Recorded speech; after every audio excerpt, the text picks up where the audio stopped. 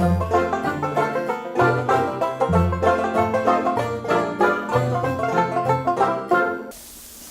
was the first Republican to win a seat in Congress from the 2nd Congressional District in 104 years.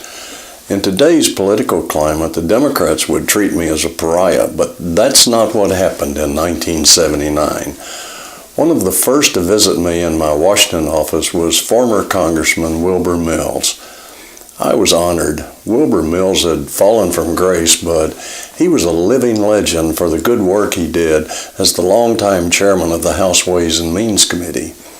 We were in different political parties, but as fellow Arkansans from White County, we struck up a friendship and visited with each other many times. The most memorable conversation I had with Wilbur Mills took place the first month of my first term in Congress. He was lamenting the notorious episode he had with the stripper Fanny Fox. It was his undoing. And Wilbur told me to watch out for 4 things: money, booze, women, and power. It was sage advice that I have taken and that I have passed on to countless young politicians. Wilbur and I were good friends until his death in 1992. I met another legend in my first days in Washington, Senator J. William Fulbright. The senator, a Democrat who served Arkansas from 1945 to 1975, was on the Kennedy Center Board of Directors. He was in the receiving line at an event for new members of Congress, and when he saw me, he beamed.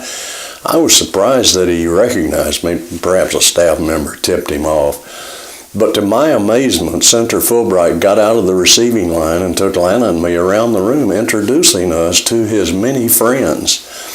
And each time he introduced us, he would say exactly the same thing. He would say, "This is my friend, Ed Bethune, and his wife. He is a new congressman from Arkansas."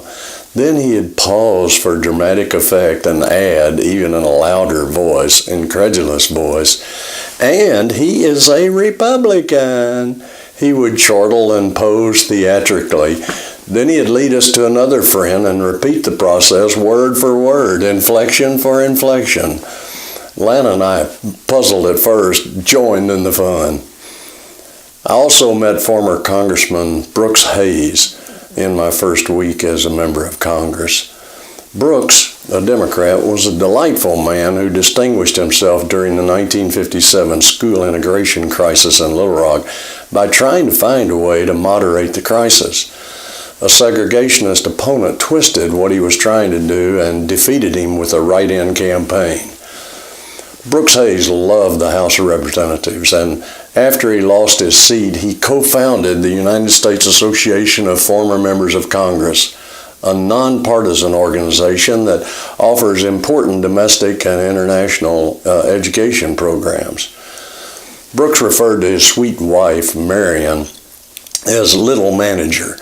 He said she gave him some good advice about public speaking. She always told him, "Don't over-egg the pudding."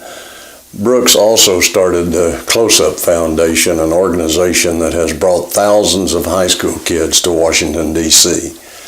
He died in 1981. I learned a lot from these good men. May they rest in peace.